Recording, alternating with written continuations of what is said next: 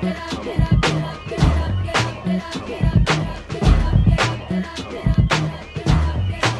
already know, man. Andre the Giant, AG for sure, the Showbiz and AG. Digging in the crates for life. Bronx, baby.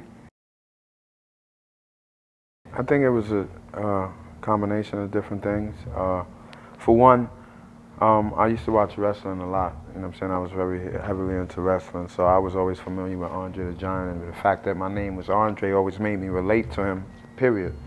When it was time to you know, spit and all that, I didn't want to just have a regular name. I wanted something that would throw people off from the name and when they saw me. And I think Andre the Giant was a perfect fit because I'm not tall at all, you know what I'm saying? So, but it's all about my stature when it comes to this music and my craft and my art. So that mostly was it because Andre the Giant was so big to me, you know what I'm saying, wrestling and everything, and I thought everybody knew who he was. And then if you heard this kid rap and then you saw him comparing, it was funny. And you know, I couldn't use it on record because that was his name, you know what I'm saying? So it got cut short to AG, and that's how we got that far. A lot of soul, like Commodores, Lionel Richie, Smokey Robinson, The Temptations, you know. I was raised by my mom and her sisters, you know what I'm saying, and they all were in that vibe. So I was raised by women. My godfather definitely stepped in and did, you know, carried in his role as a man in my life, and that's very, very important. He's the most influential person in my life, and he would listen to all type of music, Spanish music, Cuban music. Like, he showed me a lot of variety of different things outside of the urban area, and that has added to me as a person and all that, and music, because I tend to listen to other music as well. I'm gonna be very honest with you. After listening to it in depth, like I would have to listen to these songs. The only difference between country music and hip hop may be the music. The messages. I mean, country music may have a more message than a raw message than any other type of music. Like, it's extreme, but it's just laid back, and you just hearing this music, and you think. But when you gotta sit there and listen to the words, you're just like, hold up, they're not talking about something sweet all the time. It's just not hunky dory. You know what I mean? So I think that and hip hop's message is like kind of the same because it's more raw and not filtered.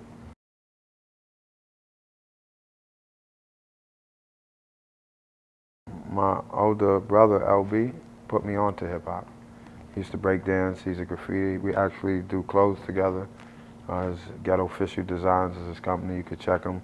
And you know, he started from the rap to the break dance and went from the break dance into, you know, the graffiti, which led to his own clothing line. But I used to have to go with him everywhere, and I have to do what he has to do. So it was given to me basically, and I'm blessed for that because I had seen it firsthand before records. I saw Grandmaster Flash Theodore in my home projects, 18 Park, Patterson Projects, you know what I mean, which is famous to the world now from Carrots One, you know what I mean. But they used to come there and jam, and a lot of people don't know what a jam is, but I got to witness music outside, two turntables, and a guy rapping over them, cutting up two turntables, enclosed by a rope, and it was just phenomenal to me. It touched me, and I've never been the same since, you know what I'm saying?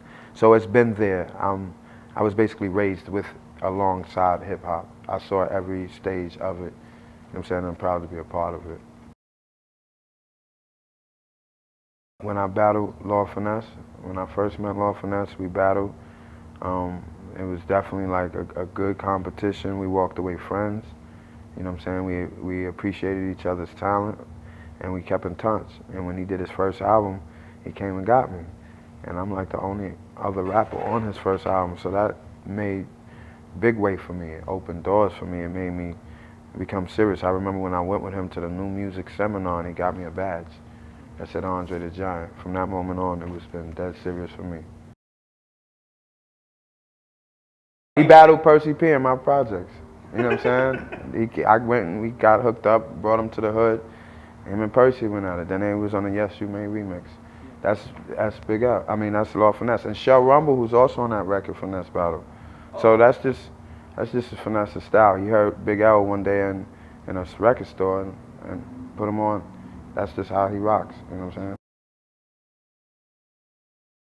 A lot, you know what I mean? Like when the ghetto dwellers and my boys, and we used to run around and just battling all type of cats, you know, Cortland, Cartel, Hellbound. A lot of these groups may not be known, but on the street, they definitely hold it down. And you couldn't just, it ain't about kicking some rhymes in my neighborhood. It's like, you have to be respected in the street to even go to someone else's hood and to come with this type of movement and make all this type of noise. So it was, you know, we were definitely battle tested, and that's how I came up through the ranks, by just displaying my skill wherever it was at. A lot of videos we did this at, you know what I'm saying, behind the scenes type thing. So it was dope, you know what I'm saying. DMX is a battle that I remember. We battled at the Castle way back when neither one of us was somebody or whatever. So it's dope. It goes on, you know what I mean.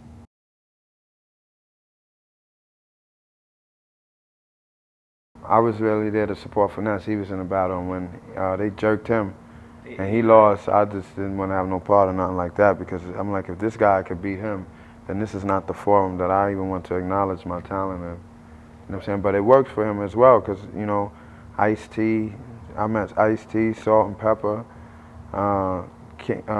King's Son, Sir Abu. I know I'm saying names people don't even probably know. Sir Abu, Holy War, like, Just Ice, Kool Keith, Said G, all of them were in the same time period. And that was all being vibrated around the New Music Seminar down at the Marriott Marquis on 42nd Street. It was like a whole aura, you know what I mean? And that's when I really knew, and that's the time Finesse put me on his album. I'm not never turn away from this. MC Lyter, even as a female, is one of my idols. So to meet her, vibe, and, you know, like seeing Salt and Pepper and all these people, and I was in the street then, so they were definitely noticing me, because I was probably the littlest guy there with the biggest chains and the flyest clothes. And they're like, who's this guy? But I wasn't on a label and I wasn't signed, but I definitely had these bars. So I definitely stood out, but I knew this was meant for me. But as I got more into hip hop, I got more conscious, aware of my community. I have a voice, you know what I'm saying? And I want to use it more than just to make you dance and party. So that's where the contrast, if you look at any of my earlier work, we got soul clap, party groove, you know what I mean, fat pockets. But when you get more into the Runaway Slave album, it's more of a mental, social conscious thing. And that was the transformation right there into who I will be for the rest of my life.